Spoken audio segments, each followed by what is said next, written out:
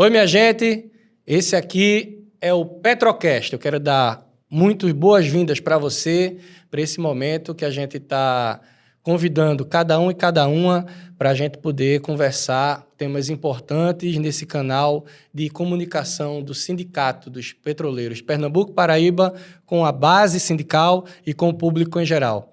Para esse momento, a gente está reunindo um time aqui para conversar um tema necessário e importantíssimo para esse mês que se passou agora, no mês de setembro, que é o Setembro Amarelo, acerca de uma temática que é preciso conversar, sobre suicídio. Para tanto, a gente está conversando aqui nessa com a doutora Lindervânia, psicóloga, pela qual eu já dou as boas-vindas para o Petrocast, e também para o coordenador-geral do Sindicato dos Petroleiros Pernambuco Paraíba, Sinésio Pontes.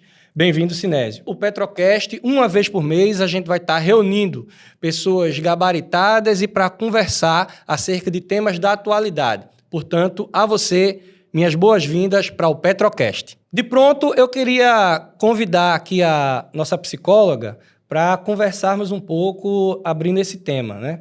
A importância de tratarmos desse tema, uma vez de que é uma realidade e tem que ser abordado, seja no âmbito corporativo, dentro da sociedade. E o mês de setembro ele é utilizado justamente com esse fim, para fazermos um recorte no ano acerca dessa temática e de falarmos com maior propriedade sobre isso. Portanto, doutora Lindervânia, eu queria convidar a senhora para podermos iniciar a conversa tratando de um tema básico.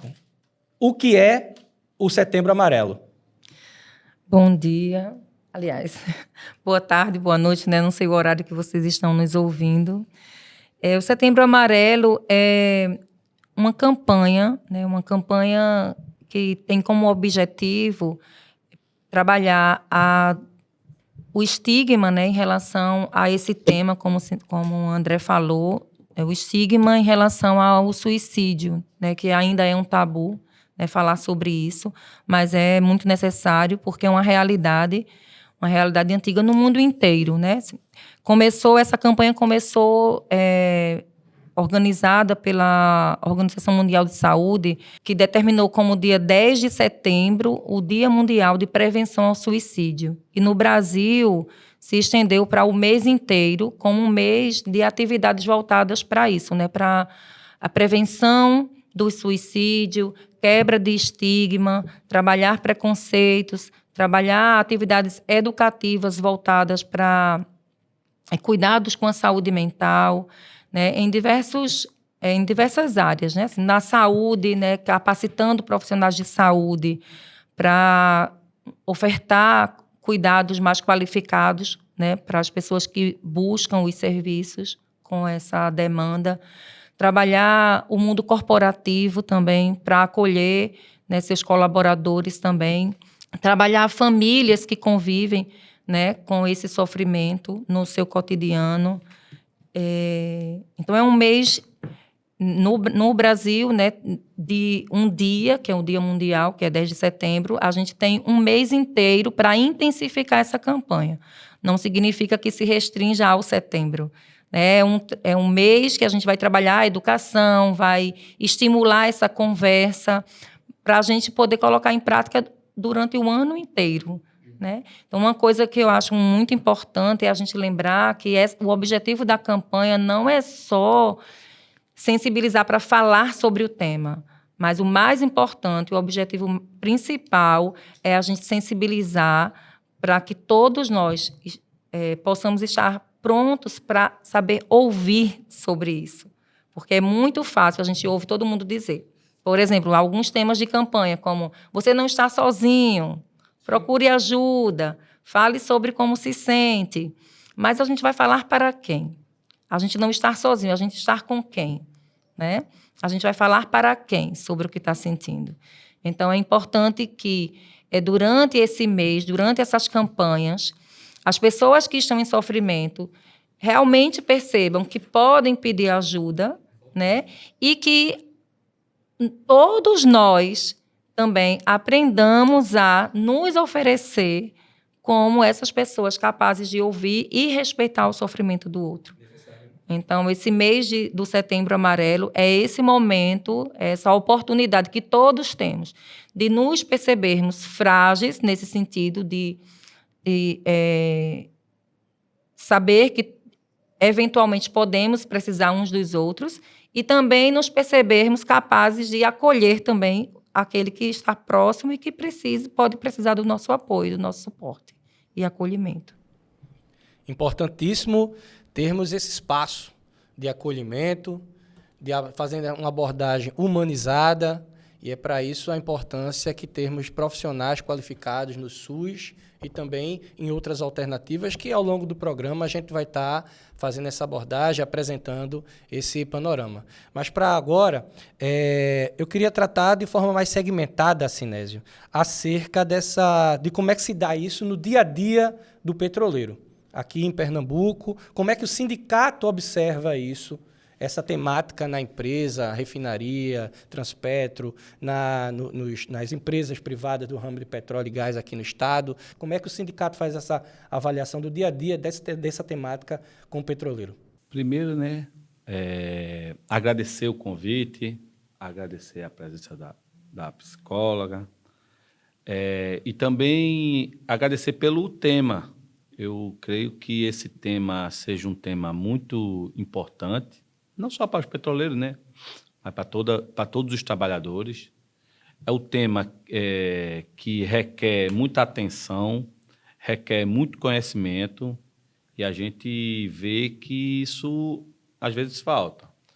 Quando você pergunta como é que está sendo tratado, eu acho que as campanhas que são feitas no Setembro Amarelo, elas são importantes, mas elas, na minha visão, elas são insuficientes. Porque, às vezes, elas se enquadram em campanhas pontuais, em campanhas, às vezes, uma certa ludicidade e tal, mas que os trabalhadores participam, e é importante participar, mas eu não quero minimizar as campanhas que são feitas. Eu acho que são importantes, mas eu acho que tem que ser mais ativa, mais eficaz. Por que eu digo isso? Porque, além das campanhas que acontecem, a gente vê uma alta incidência de pessoas afastadas do trabalho por questões relacionadas à crise de ansiedade, depressão. Então, na minha visão, essas campanhas ainda estão sendo insuficientes. Por que são insuficientes? Porque a questão que levam a esses fatores, levam a pessoa a estar doente, elas continuam presentes, sejam na vida pessoal dos trabalhadores, mas, sobretudo, olhando com recorte do sindicato, sobretudo nas empresas. Sim. Quando as empresas elas praticam assédio moral, quando os gestores praticam perseguição no local de trabalho, sobrecarga de trabalho, isso a gente percebe, seja nos petroleiros, seja nos bancários, professores, psicólogos, técnicos de enfermagens. Então, quando há uma perseguição a um trabalhador, seja por qualquer motivo, isso é um fator que vai desencadear.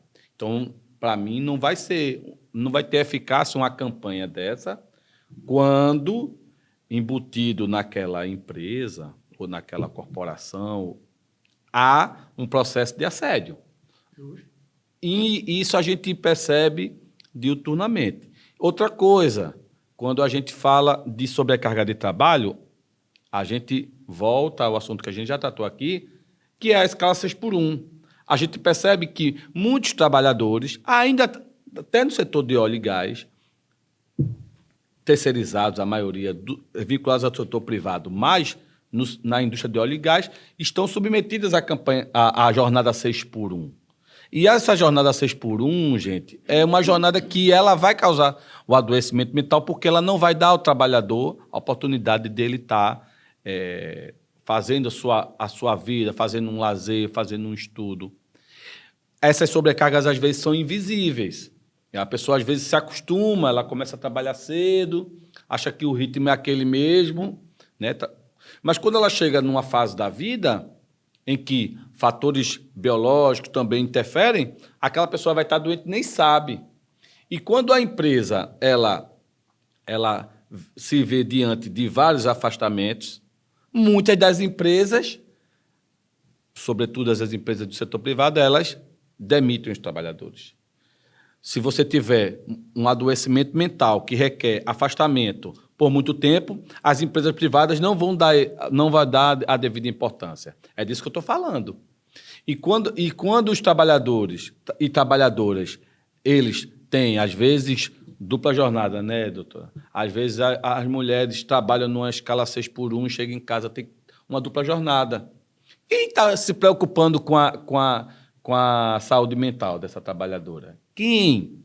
Não são as empresas. Aí as empresas, às vezes, elas fazem uma campanha no mês de setembro, importante, mas insuficiente. Essa campanha devia ser o ano todo. Esse incentivo que as pessoas tenham para, digamos, procurar ajuda, ele tem que ser diário, tem que ser o ano todo. E campanhas que não estigmatize aquele trabalhador, aquela trabalhadora, porque a gente também se depara com isso, e isso piora a situação. Então, esse é o dia a dia que eu vejo, André, no dia a dia do trabalho, seja no petroleiro da Petrobras, da Transpetro, de qualquer outra empresa, também do setor privado, trabalhadores que acham que não tem uma remuneração justa, trabalhadores que acham que estão numa escala de trabalho extenuante, e isso leva a adoecimento. Fora fatores, que eu digo, externos, que não são acolhidos pela empresa.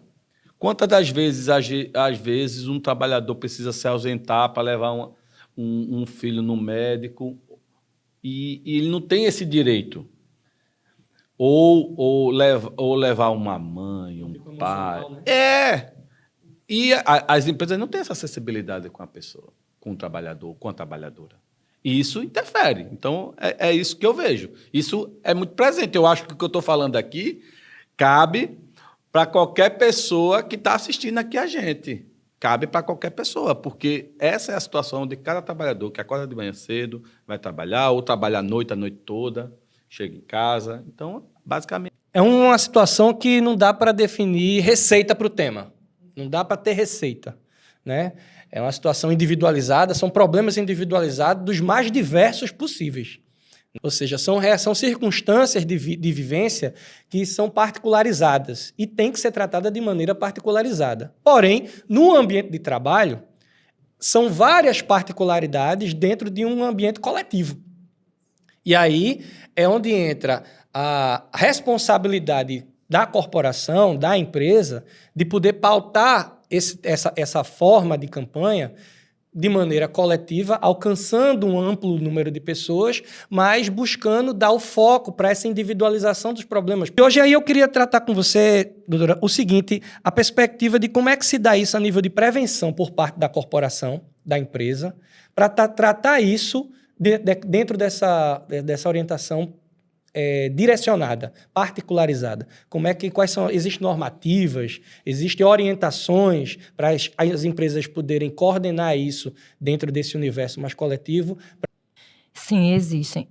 Sinésio falou, a campanha deveria ser o ano todo, né? E aí eu queria fazer uma observação em relação a isso, que a campanha, o mês da campanha, como eu tinha dito antes, é um mês que chama a atenção da gente para a temática, na verdade, que é esse processo de educação mesmo, né? Que é um momento que chama a atenção da gente para a gente começar a pensar, a refletir e a colocar em prática ações para tentar mudar essa cultura de estigmatização, né? E, como eu falei também, em várias áreas da nossa vida, inclusive no mundo corporativo, né? Então, a campanha está ali, ela acontece no mês. Agora, o desdobramento da campanha é que, sim, precisa ser para o cotidiano e seguir adiante, né? Extrapola a campanha. A campanha, como antigamente a gente tinha o dia D, né? Agora a gente tem o mês né, todo para estar trabalhando esse processo de mudança de paradigma, né, de olhar para essas questões da saúde mental de uma forma diferente, inclusive no mundo do trabalho. E aí, a gente já era uma das recomendações, né, quando você fala de normas de segurança e saúde no trabalho, já se tinha essa consideração em relação aos fatores psicossociais, né, de ter esse cuidado com os fatores psicossociais que afetam o trabalhador, os trabalhadores, né, e o ano passado foi feita uma atualização, né, da NR01, né, que começou a ser a valer, né, vou dizer assim, a partir desse ano, que chama a atenção, que dá mais ênfase a essas questões. Então, eles colocam assim, de forma muito mais, uma orientação muito mais clara, muito mais objetiva para as empresas, né, de como isso pode realmente acontecer. São estratégias viáveis, são estratégias que não encarecem, né, as empresas, são orientações para a formação de gestores, que não está falando aqui de formações técnicas, mas de orientações para os líderes, né, por exemplo, uma estratégia, que é o diálogo diário, por exemplo, né, que eu sempre esqueço o nome técnico que eu vou filar aqui, que tem o diálogo diário de segurança, por exemplo, né, assim, aqueles 5 a 15 minutos que você para diariamente com sua equipe para falar sobre estratégias de segurança no trabalho, né, envolver os aspectos também psicoemocionais ali, né, assim, de ouvir como é que as pessoas estão, né, de ter esse espaço também de dialogar como é que estão as relações, como é que cada um também está percebendo as relações interpessoais no ambiente de trabalho. Você não vai dar conta de tudo ali, né? Porque, como já foi falado aqui, existem questões que a vida pessoal não para porque você foi para o trabalho, né? Você traz questões da sua vida pessoal, né? Está com problema no relacionamento, você não deixa os problemas em casa. Quem é que deixa o problema em casa? Como é que a gente faz isso? Né? A gente tenta evitar de projetar no colega de trabalho uma problemática, um conflito que a gente viveu em casa. Mas a gente não tem como deixar, o problema não se separa da gente, né? Não é assim. Então, e aí, quando a gente chega no trabalho e a gente encontra, tem um ambiente onde não com relações interpessoais também conflituosas, onde a gente se sente assediado, como o Sinésio falou, né? Ou perseguido, ou sobrecarregado, enfim, todas essas problemáticas que são comuns no mundo do trabalho. Então, é uma demanda sobre outra demanda. Aí a companheira ou o companheiro em casa diz assim, está com problema no trabalho, deixa seu problema no trabalho. Cara, como é que a gente faz isso, né? Então, onde é que a gente tem esse espaço onde a gente vai poder tratar, seja do problema, do conflito que a gente tem em casa, porque a gente, como o Sinésio falou também, a escala 6x1 deixa a gente aprisionado, né? Porque aí quando sair de casa, o que tem é o espaço do trabalho. Aí você tem que deixar o problema de casa em casa. Aí você sai do trabalho, que você tem o espaço de casa. Você tem que deixar o problema do trabalho no trabalho. E aí, quando é que a gente vai falar, tratar, manejar essas questões que estão afligindo a gente? Então, assim, se a empresa pode oferecer 5 a 15 minutos, né? Tem um momento onde não é assim, né? Como eu já vi acontecer, de você chega e diz assim, bora, pessoal, aqui é o diálogo diário, né, de segurança. Como é que vocês estão se sentindo? Alguém tem algum problema aí? Aí a pessoa diz assim, eu tenho... É com quem? Quem foi que fez isso com você? Né? Então, assim, não é sobre quem fez. A gente precisa refletir sobre como é que está a cultura daquela empresa ou daquele ambiente, né? Como é que a gente está cuidando, como é que a dinâmica do trabalho está favorecendo ou desfavorecendo, né, as relações interpessoais. Eu tentei lembrar exatamente da história, mas não consegui. Eu comentei com o Sinésio, antes de começar o programa, de uma ilustração que eu acho muito interessante, que você pega formigas vermelhas e pretas e coloca num pote.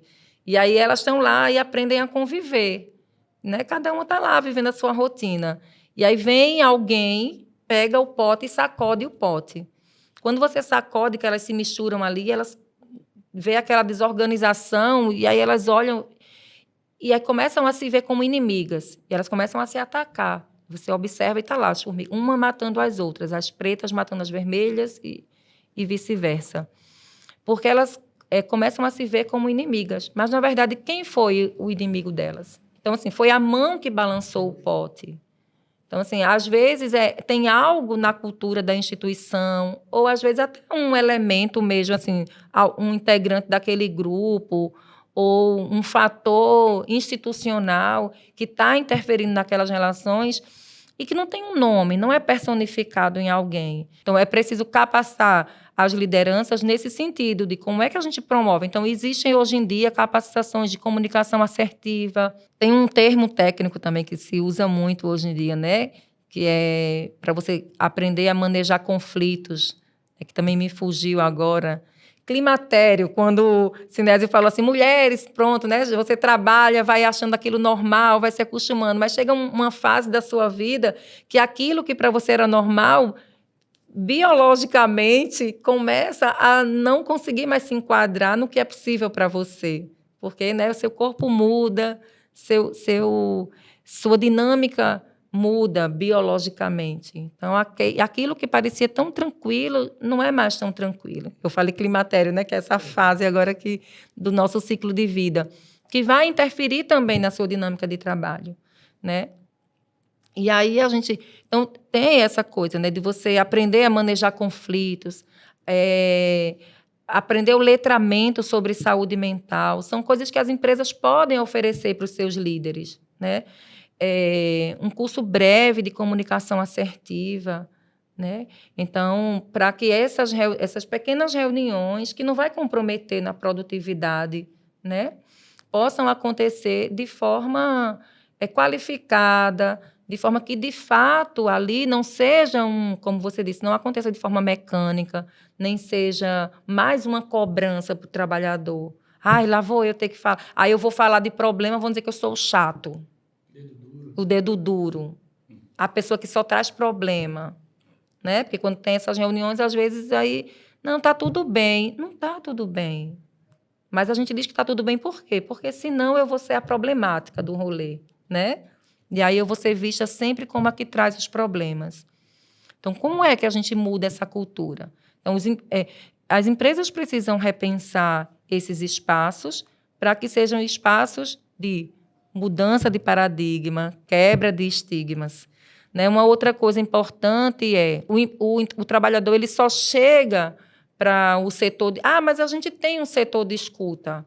Mas só chega quando o problema já está, né, já está estourado. Mas por quê? Porque, assim, e o medo que ele tem de se ele está deprimido, se está com problema com álcool ou com drogas, né? Assim, se alguém na empresa souber, vai achar que ele não é mais competente para aquela atividade. Então, as pessoas confundem também o que a normativa coloca lá como fator psicossocial para a segurança e saúde do trabalhador, confunde com a avaliação de aptidão. São coisas completamente diferentes, né? Então, assim, eu posso estar sofrendo, por exemplo, um processo de burnout por conta de fatores desfavoráveis para a minha saúde mental no meu ambiente de trabalho, que estão comprometendo minha qualidade de vida, a qualidade da minha saúde mental, e aquilo não necessariamente está comprometendo a minha competência técnica, né, do que eu posso fazer ali. E o que precisa mudar não sou eu, é o ambiente de trabalho, é a cultura institucional que precisa oferecer um ambiente mais saudável para seus colaboradores. E aí, a gente já era uma das recomendações, né, quando você fala de normas de segurança e saúde no trabalho, já se tinha essa consideração em relação aos fatores psicossociais, né, de ter esse cuidado com os fatores psicossociais que afetam o trabalhador, os trabalhadores, né? E O ano passado foi feita uma atualização, né, da NR01, que chama a atenção, que dá mais ênfase a essas questões. Então, eles colocam assim, de forma muito mais, uma orientação muito mais clara, muito mais objetiva para as empresas, né, de como isso pode realmente acontecer. São estratégias viáveis. O diálogo diário de segurança, por exemplo, né? Assim, aqueles 5 a 15 minutos que você para diariamente com sua equipe para falar sobre estratégias de segurança no trabalho, né? Envolver os aspectos também psicoemocionais ali, né? Assim, de ouvir como é que as pessoas estão, né? De ter esse espaço também de dialogar como é que estão as relações, como é que cada um também está percebendo as relações interpessoais no ambiente de trabalho. Você não vai dar conta de tudo ali. Então, ter esses espaços, as pessoas se apropriarem dessas normativas, né? Vocês que trabalham no sindicato, né? Assim, não sei como é que isso pode ser feito, mas cobrar de que os gestores coloquem, né? Implementem essas estratégias nas empresas para oferecer qualidade de vida para o trabalhador.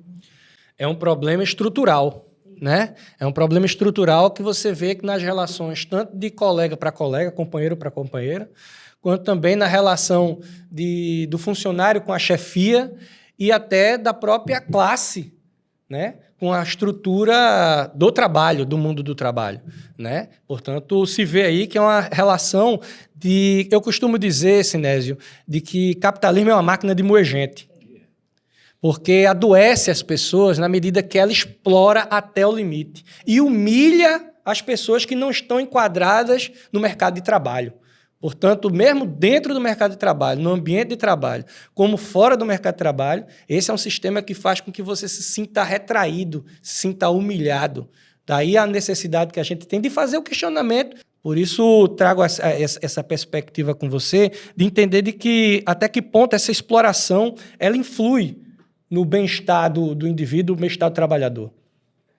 Pois é, André, você resumiu bem aí, né?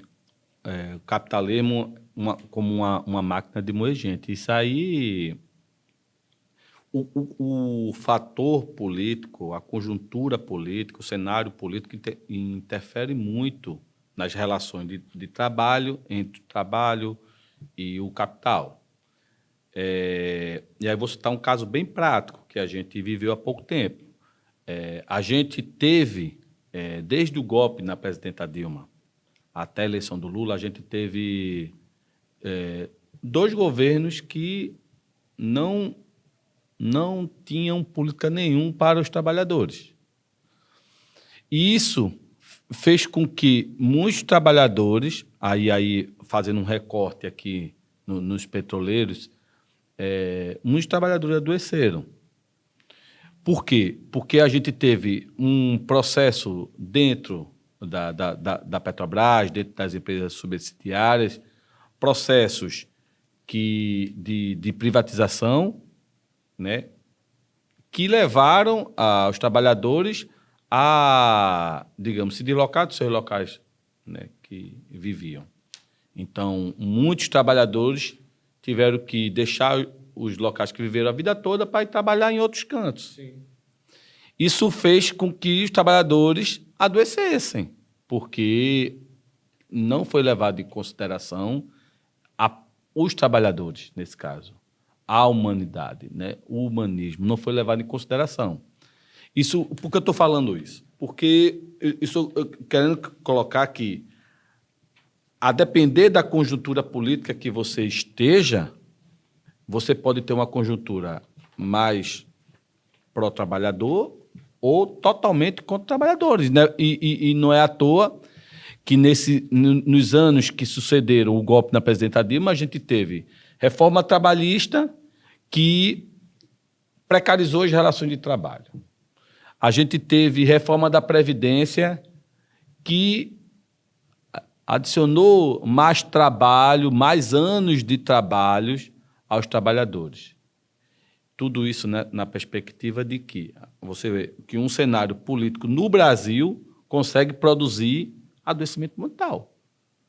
Aí, às vezes a gente acha assim que em Brasília É muito distante. Não é distante.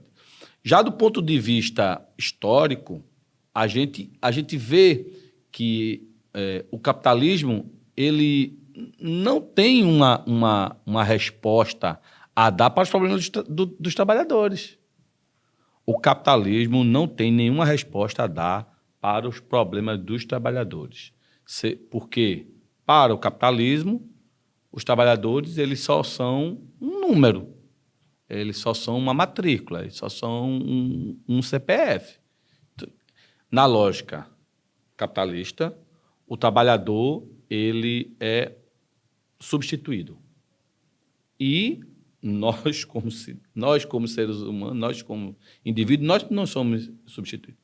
Isso levou... A precarização é tão grande que hoje a gente tem um cenário onde as pessoas acham que é mais vantagem você não ter um patrão, não ter uma pessoa. Veja a que ponto chegamos. Hoje o discurso é: eu não quero ter patrão, aí eu vou trabalhar na informalidade.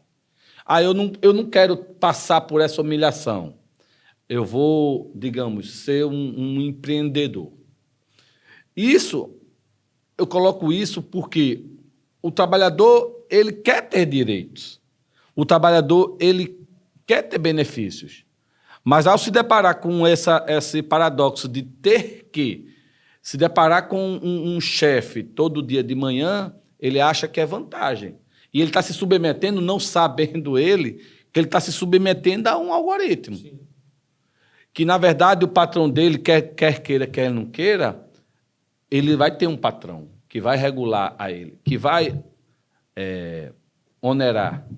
Ele vai estar sendo pago por alguém. Então, é uma falácia quando a gente fala de trabalhador empreendedor. Isso não existe. O trabalhador empreendedor é um mito. Isso não existe.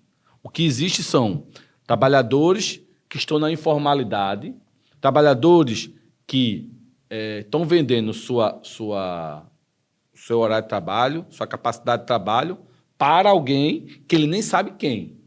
Isso também... Qual é a resposta disso, André? A resposta disso é porque a gente não vai ter nem mapeado como está a saúde desses trabalhadores.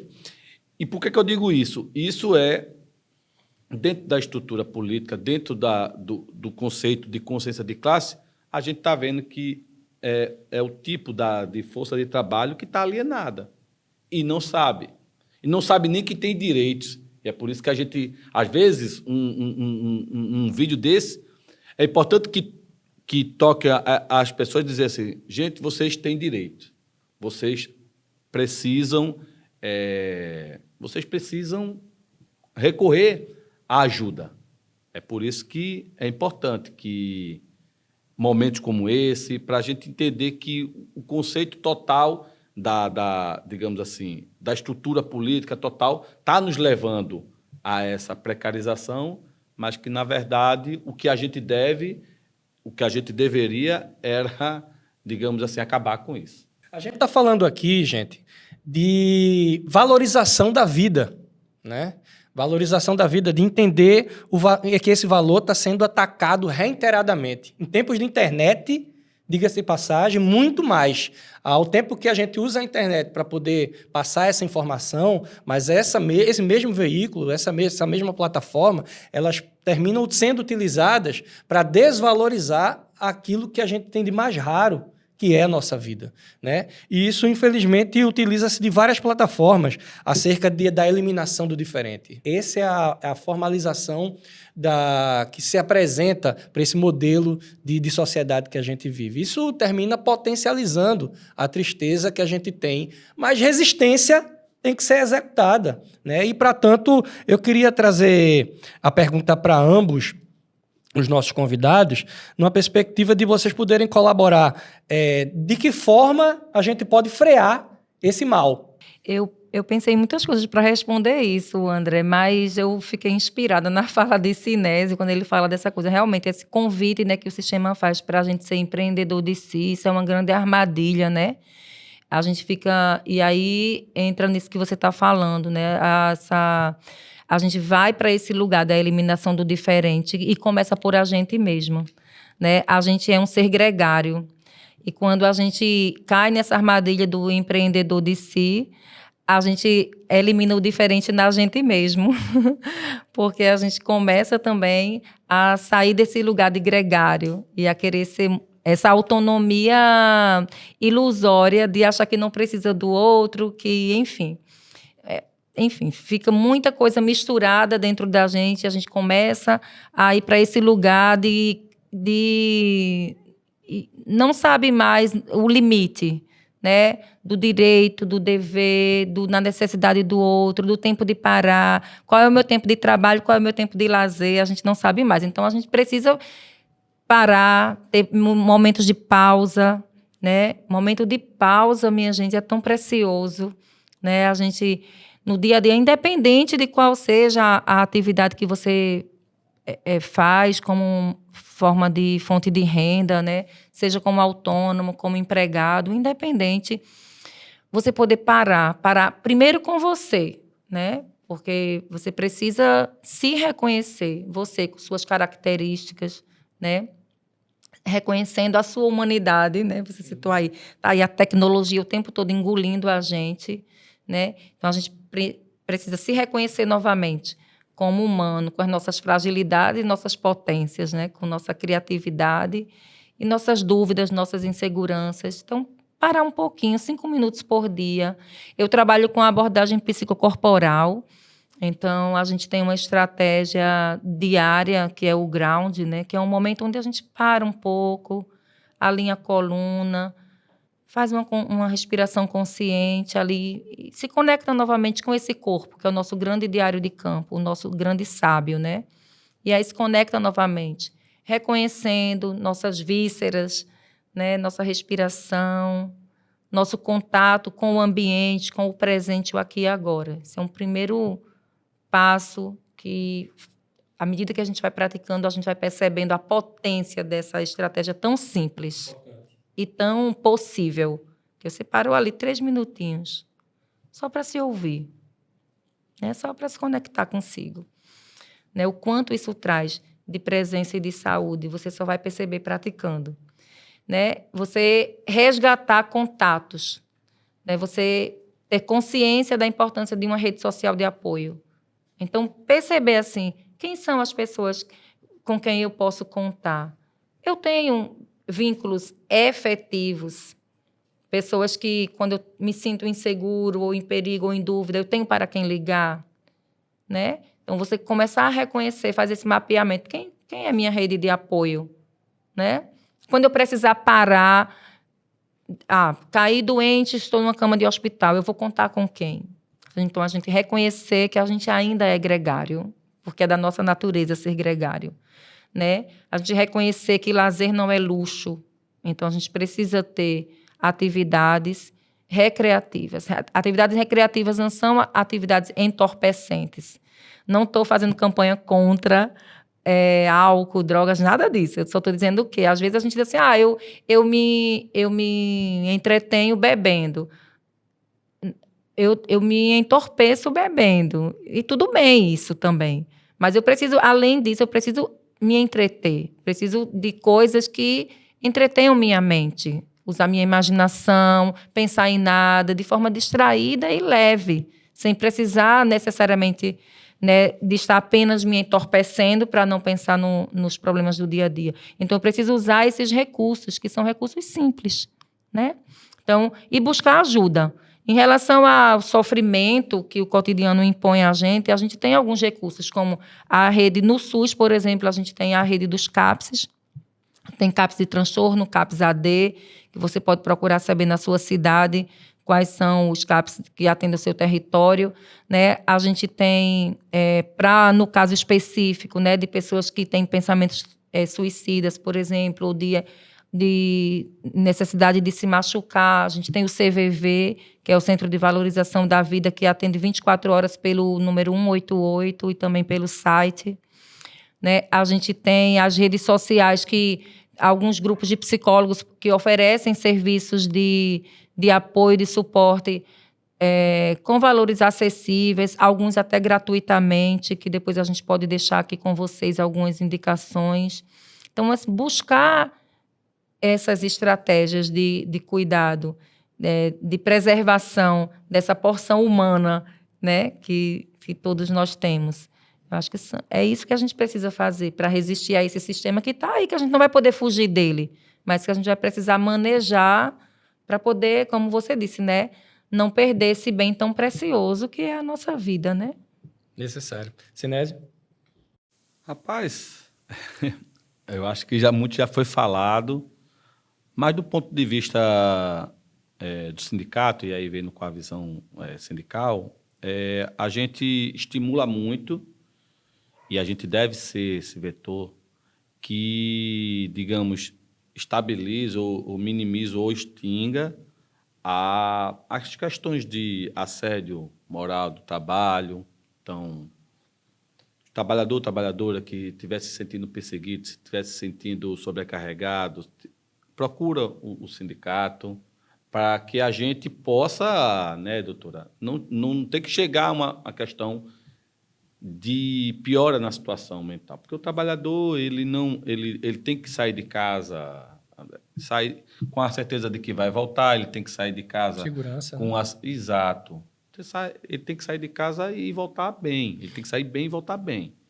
O fator trabalhista, o fator do trabalho, ele não pode ser o fator que vai gerar adoecimento mental. E aí é que a gente nos coloca à disposição, o sindicato, aqueles petroleiros, se coloca à disposição para ajudar nesses pontos. Claro que é difícil a corporação, o meio corporativo, mas a gente tenta batalhar, a gente vai tentar batalhar para que aquilo cesse. E como sugestão também a gente trabalhadoras se organizem, trabalhadores e trabalhadoras conversem sobre seus problemas, se organizem, procurem o sindicato, estejam mais juntos, porque, às vezes, aquela sua impaciência, aquela sua questão pode lhe desencadear um fator de adoecimento mental, mas se organizem no seu local de trabalho, se organizem, conversem sobre os problemas. Se você tiver abertura, converse sobre os seus problemas pessoais também, mas para que o ambiente do trabalho, ele por si só, ele já dá um impacto, mas ele não pode ser o fator que vai lhe adoecer. Para esse momento aqui de fechamento do nosso programa, eu gostaria de convidar o Sinésio, depois a doutora Lindervânia, para que a gente possa se despedir, né? Tá aí 1 minuto para cada um, para que vocês possam se despedir da nossa audiência, desde já agradecendo a oportunidade que a gente tem de conversar com vocês dois. Sinésio. Gente, é importante, trabalhador, trabalhadora, que esteja assistindo a gente, dá uma moralzinha ali, dá um likezinho se não deu ainda, segue o canal da gente, segue a gente nas redes sociais, Sindipet PPB, FUP Brasil também, tem muita coisa lá, muito importante. Se você é petroleiro ou petroleira que não nos segue ainda, nos siga. Esse aqui é um espaço que a gente vai estar falando sobre muitas coisas que envolvem todos os trabalhadores. E é isso aí, agradecer mais uma vez aí a iniciativa e vamos fazer outros, nos sigam. Eu quero agradecer ao convite, foi uma honra para mim poder colaborar aqui com vocês. Uma informação que eu considero importante também no mundo do trabalho é que os trabalhadores, não sei se aqui vocês já divulgaram, mas existe também o serviço do Sereste, que é um serviço do SUS, né, que é um serviço também de saúde para o trabalhador, né? Então, se alguém não consegue reconhecer um outro espaço, o espaço do Sereste também é esse espaço onde você pode procurar ajuda especializada, né, para tratar das suas questões de saúde em relação ao trabalho. E o Cabo de Santo Agostinho tem também esse serviço, né, uma unidade de referência, né? Foi um prazer e uma honra estar aqui. Espero ter colaborado com vocês. É necessário fazermos essa abordagem do ponto de vista de que é imprescindível colocar para fora, né? É imprescindível a gente poder falar sobre as nossas problemáticas e, a partir daí, a gente utilizar como válvula de escape das pressões que a gente utiliza, que a gente sofre no dia a dia, né? Pois é. Gente, chegamos Ao encerramento do nosso Petrocast, fechando aí esse mês de setembro, temos aí agora o resto do final do ano. Com certeza, agora para o mês de outubro, teremos outro episódio com o tema necessário que a gente tenha a falar sobre a atualidade.